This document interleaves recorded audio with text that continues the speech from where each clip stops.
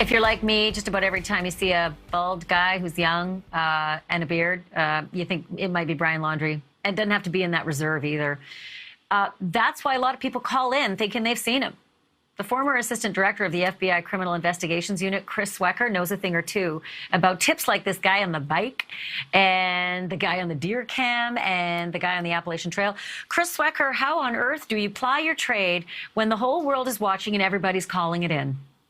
You have to have a lot of resources working on the case. People have no idea how much is going on behind the scenes as these leads come in. And you have to bucket the leads, credible, less credible, you know, in that spectrum of credibility, and go after the ones that you prioritize first. But, you know, you have to have a national agency like the FBI or the U.S. Marshals or a federal agency to handle this, because the sightings are all over the place. They're on the Appalachian Trail. I've heard sightings in the Bahamas and Mexico.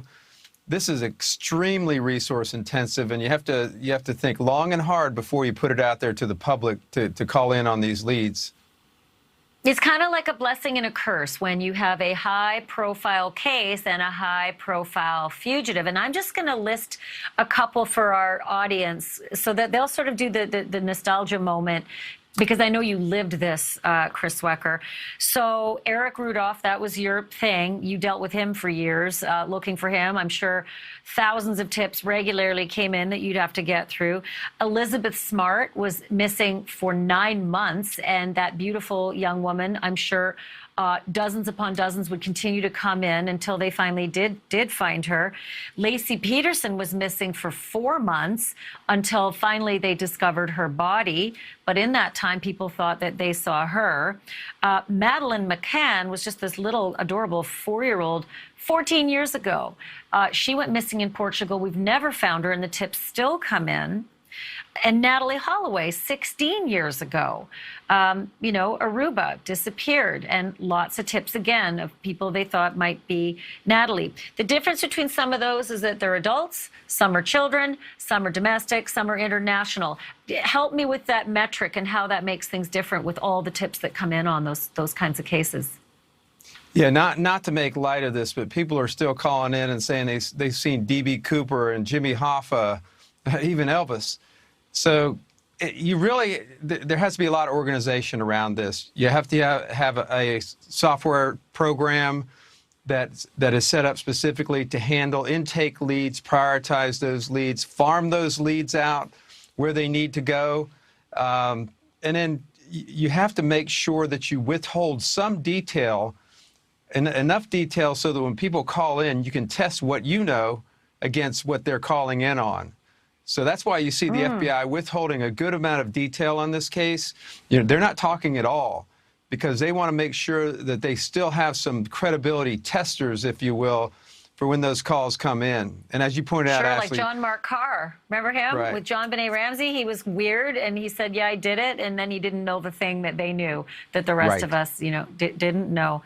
Can I ask you about that epic errand run, Chris, that went on today? Mr. and Mrs. Laundrie were out at a bank and an AT&T store and a FedEx location, and I wouldn't care, except for those are 3 places that are kind of interesting when your son is on the run and is a wanted fugitive, you know, a national fugitive. So Brian Enton said he didn't see any G-men following them. Somebody was following them, right? Somebody's watching what it is they're doing, right? Well, they're not following them physically, they're following them virtually by monitoring bank transactions. They can go to AT&T and see what transaction took place there. They can go to the FedEx and, of course, get the records from that. I suspect there is some light surveillance going on. You can't have a surveillance without having an airplane in the air and about 5 cars if you want to do it discreetly. If you want to do it overtly, you can have just a couple of cars. But it sounded like there wasn't much surveillance going on. So I got to think that they're monitoring their financial transactions, and that pretty much tells the story. So I have another question for you about something I saw on CNN on Friday night. They had a sit-down interview with the Northport Police PIO, Public Information Officer Josh Taylor. And the reporter asked, Randy Kay asked, how did you lose him? Like, shouldn't you have been tailing him, probable cause or not? And he said this, and I'm going to read from their transcript. It says, he said, I mean, what are we supposed to do? You're going to go tree to tree following back through the woods? I mean, you know, it just wasn't there with the information we had in this case. And prior to that, Chris Swecker, he said, a guy goes for a walk in the woods and we're supposed to do all that.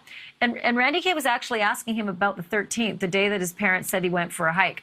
So my question to you is, yes, aren't they supposed to do that?